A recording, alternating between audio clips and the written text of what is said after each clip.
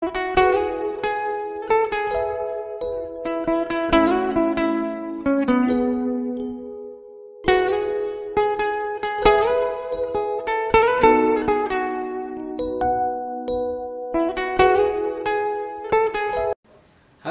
shalom, selamat pagi untuk kita semua.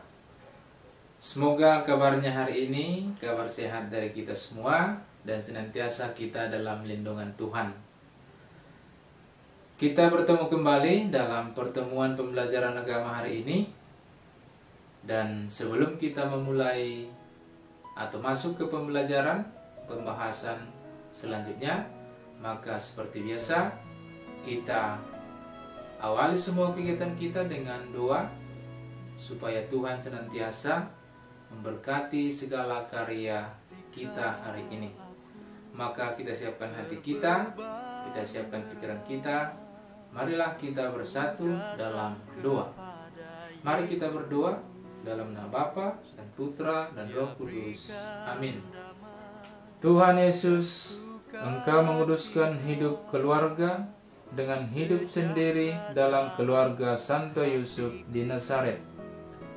Berkatilah kami pada kegiatan pembelajaran ini agar dapat memahami makna keluarga sejati sebagaimana yang Engkau kehendaki. Semoga kami hidup menurut pedoman Injil-Mu, rukun, bijaksana, sederhana, saling menyayangi, saling menghormati, saling menolong dengan senang hati. Berilah supaya keramahan dan cinta kasih, semangat pengorbanan, kerajinan, dan penghasilan yang cukup selalu berada dalam keluarga kami masing-masing. Semoga keluarga kami menjadi garam serta terang bagi keluarga-keluarga di sekitar kami. Berkatilah kami, agar janganlah seorang di antara keluarga kami menjauh daripadamu, satu-satunya sumber kebahagiaan kami. Dikau kami puji bersama Bapa dan Roh Kudus, sekarang dan selama-lamanya. Amin. Dalam nama Bapa dan Putra dan Roh Kudus. Amin. Baik, minggu lalu kita sudah membahas tentang perkawinan dalam tradisi Katolik. Hari ini kita akan masuk ke pembahasan tantangan dan peluang untuk membangun keluarga yang dicita-citakan. Oke, bagaimana tema ini akan kita bahas? Kita akan lihat dalam pembahasan PowerPoint berikut ini. Tantangan dan peluang untuk membangun keluarga yang dicita-citakan. Anak-anak kami, kalau kita lihat tema-tema kita di awal pembelajaran kita di semester ini, semua berkaitan atau hampir semua berkaitan tentang perkawinan. Jadi ini bukan maksudnya supaya kita dipersiapkan untuk menikah dalam jangka waktu dekat, bukannya. Tentu kita pertama sudah dianggap dewasa, maka tema-tema ini ditawarkan untuk di kelas 12 SMA. Tapi tentu sekali lagi bukan harapannya setelah tamat SMA langsung menikah, bukan itu harapannya. Tetapi dengan mengetahui, dengan mempelajari dan melihat apa yang perlu di masa yang akan datang, maka kita diberikan pemahaman ini, terutama dalam segi agama. Yang dilihat dari sisi agamanya tentu nanti berkaitan dengan teologisnya, berkaitan dengan sisi luhurnya secara agama. Itulah kira-kira tujuan kenapa banyak atau kenapa hampir semua tema-tema ini berkaitan tentang perkawinan. Tema ini juga sangat erat kaitannya dengan perkawinan, khususnya nanti bagian pengetahuan dari mata pelajaran lain, seperti mungkin nanti berkaitan dengan biologi atau barangkali berkaitan dengan medis. Itu berkaitan atau yang disinggung di sini nanti mengenai KB dan lain-lain. Maka kita lihat satu persatu apa saja yang mau dilihat dalam pembelajaran ini.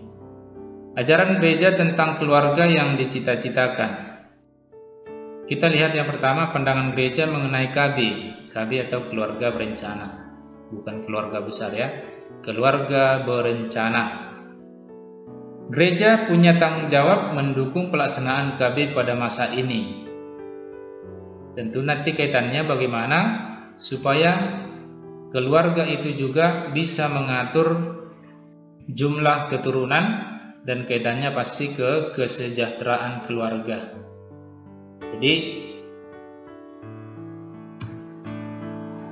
Jadi dengan membatasi jumlah keturunan ini nanti tentu bisa mengurangi atau mensejahterakan keluarga.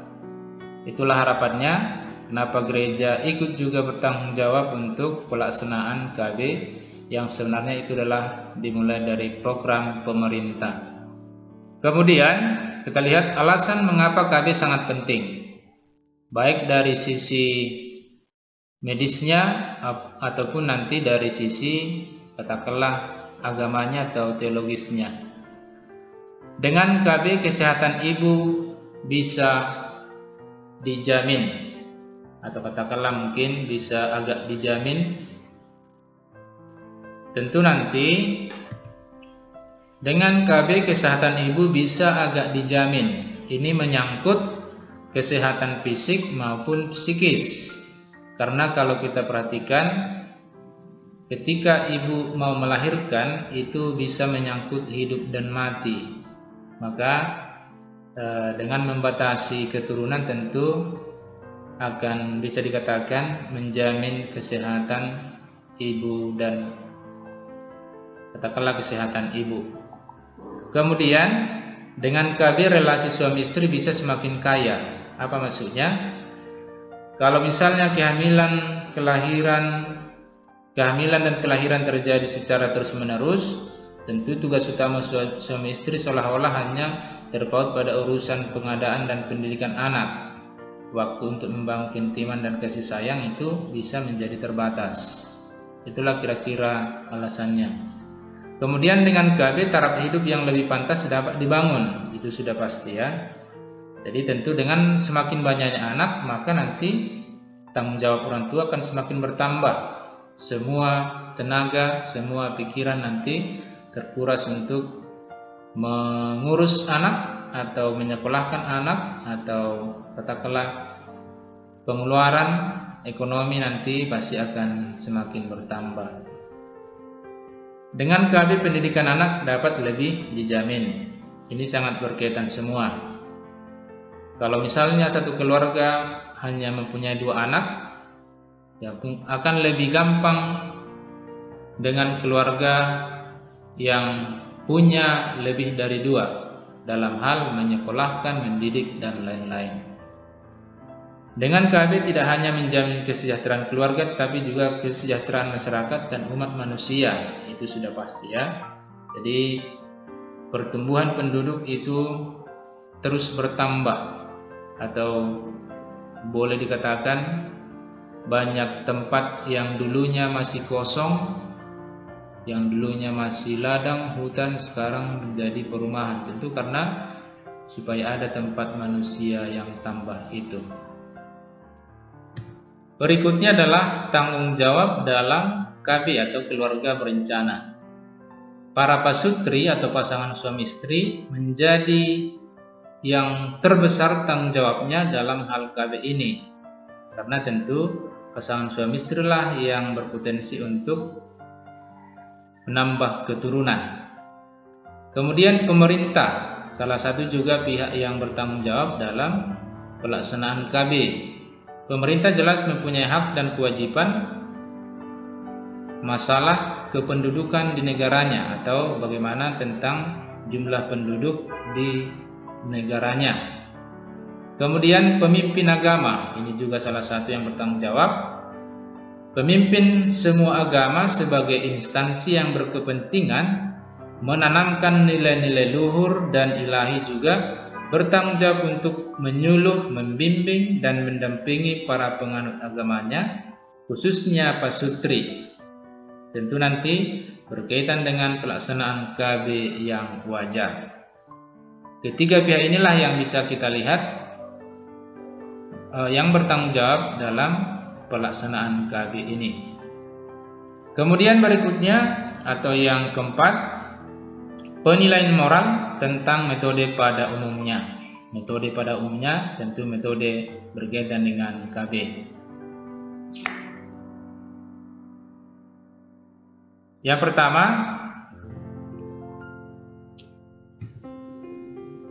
secara umum gereja mengakui metode KB alamiah, tetapi Gereja Indonesia melalui uskup-uskupnya mengatakan bahwa dalam keadaan terjepit atau dalam keadaan terdesak, para suami istri dapat menggunakan metode-metode lain yang mungkin nanti katakanlah sedikit menyalahgunakan atau sedikit menyimpang dari ajaran gereja, boleh dilakukan asalkan memenuhi persyaratan sebagai berikut. Yang pertama, tidak merendahkan martabat istri atau suami. Misalnya, suami istri tidak boleh dipaksa untuk menggunakan salah satu metode. Metode apa saja nanti akan kita lihat.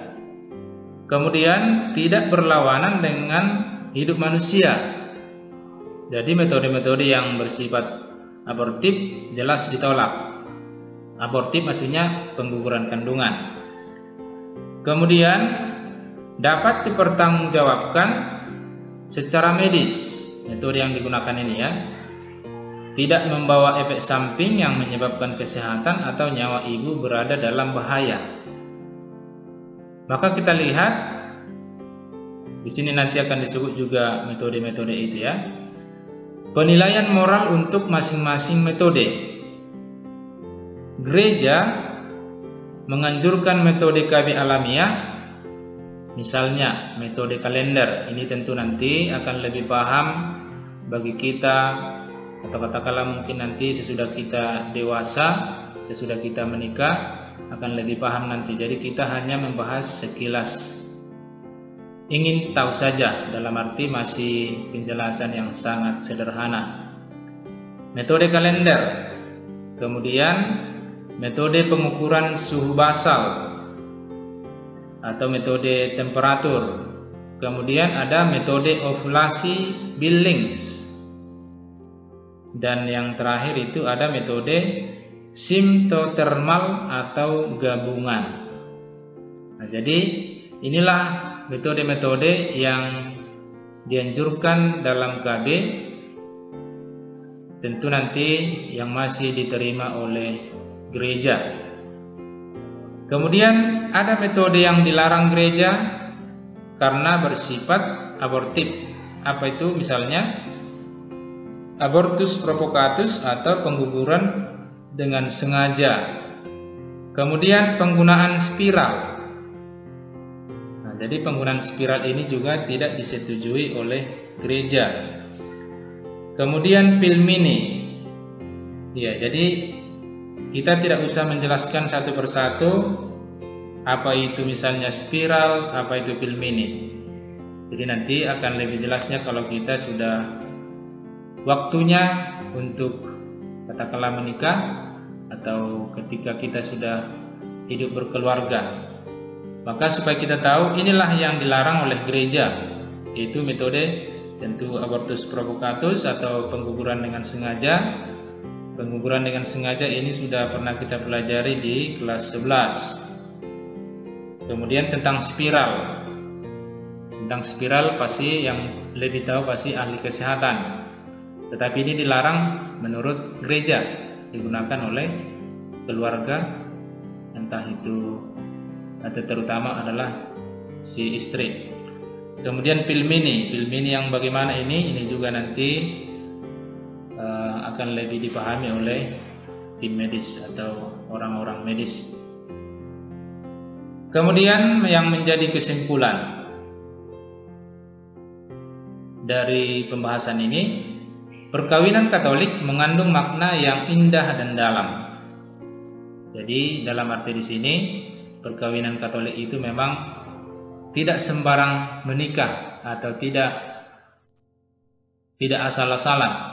Jadi perkawinan Katolik dipersiapkan dengan baik, kemudian nanti harus dilanjutkan sampai dengan seumur hidup. Kemudian perkawinan merupakan sakramen.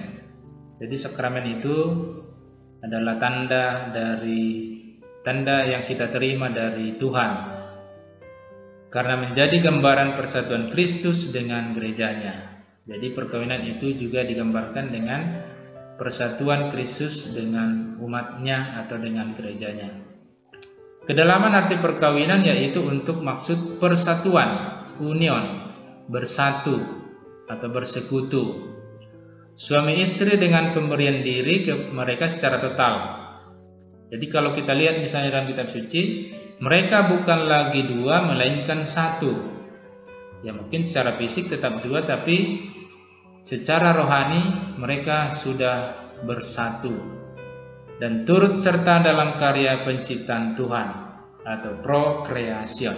Jadi mereka dibentuk menjadi satu tubuh atau menjadi satu keluarga untuk berkarya, untuk melanjutkan karya Tuhan. Misalnya salah satunya adalah dengan berketurunan.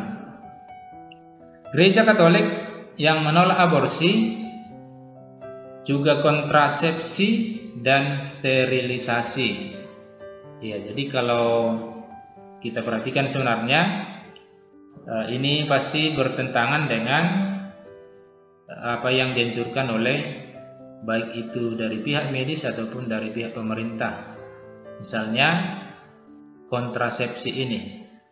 Bahkan kalau kita lihat misalnya iklan-iklan di televisi, orang dianjurkan untuk menggunakan kontrasepsi misalnya untuk mengurangi keturunan. Tetapi justru Gereja Katolik sebenarnya menolak penggunaan kontrasepsi ini, karena praktek tersebut, jadi baik aborsi, kontrasepsi dan sterilisasi, merupakan pelanggaran terhadap kehendak Tuhan dan martabat manusia. Banyak hal sebenarnya yang bisa kita jelaskan, tetapi mungkin karena lewat rekaman ini maka sangat singkat bisa saya katakan ya, bahwa yang diterima gereja kembali ke atas tadi hanya yang alamiah, seperti tadi kalender, artinya pengaturan waktu, jadi tanpa alat dan lain-lain. Kemudian aborsi dan penggunaan alat-alat kontrasepsi merendahkan nilai luhur seksualitas manusia. Jadi kita diberi akal budi, manusia diberi akal budi, terutama misalnya orang yang sudah dewasa, harus bisa mengontrol diri, menahan diri dari nafsu, baik itu nafsu seksual, tentu untuk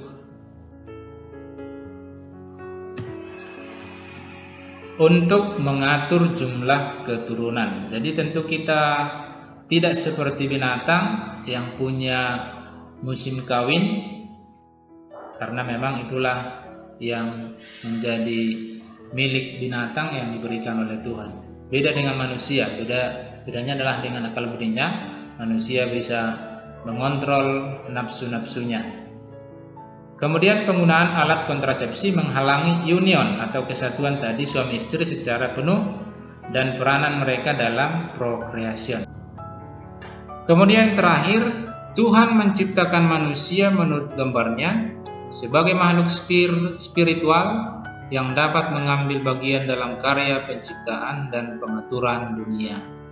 Jadi dalam hal ini Allah menghendaki manusia itu ikut dalam proses penciptaan, melanjutkan penciptaan atau menyempurnakan penciptaan itu melalui perkawinan. Kemudian sesudah dalam perjalanan waktu, manusia itu memang ikut menyempurnakan ciptaan, tetapi juga ada perubahan, di mana bahwa manusia tentu senantiasa bertambah banyak, maka dibuatlah sebuah aturan untuk membatasi keturunan, untuk membatasi jumlah penduduk itu dibuatlah dengan metode ber-KB atau keluarga berencana. Tentu gereja juga sangat mendukung ini, supaya kesejahteraan keluarga itu bisa dialami oleh setiap orang. Inilah yang bisa kita lihat dari tema ini. Untuk pendalaman tentu akan bisa kita lihat dari bahan-bahan lain, dari materi-materi lain, terutama nanti dari sumber internet. Oke, demikian pembahasan untuk hari ini dari tema tantangan dan peluang dalam membangun keluarga yang dicita-citakan. Semoga lewat tema ini juga keluarga kita menjadi keluarga yang bahagia, keluarga yang diidam-idamkan, dan keluarga teladan bagi keluarga-keluarga lain. Maka tonton terus video ini, karena nanti di akhir akan ada penugasan yang harus kita kerjakan, yang harus kita kirim ke Google Classroom. Maka pesan saya, tetap jaga kesehatan, ikuti selalu protokol kesehatan agar kita terhindar dari pandemi virus corona pada masa sekarang ini. Cukup sekian, terima kasih, shalom.